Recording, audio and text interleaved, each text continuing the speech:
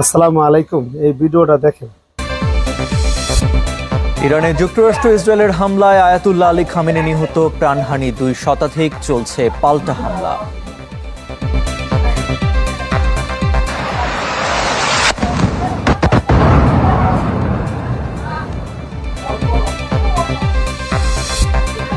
মধ্যপ্রাচ্যে বাংলাদেশিদের নিরাপত্তায় পররাষ্ট্র মন্ত্রণালয়ের উদ্বেগ, ফ্লাইট স্থগিতে বিমান যাত্রীদের দুর্ভোগ।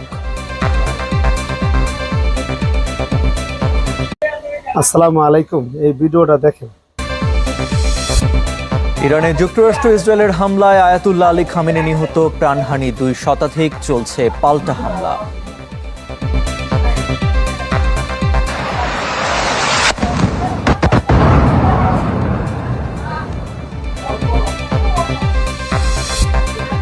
মধ্যপ্রাচ্যে বাংলাদেশিদের নিরাপত্তায় পররাষ্ট্র মন্ত্রণালয়ের উদ্বেগ, ফ্লাইট স্থগিতে বিমান যাত্রীদের দুর্ভোগ।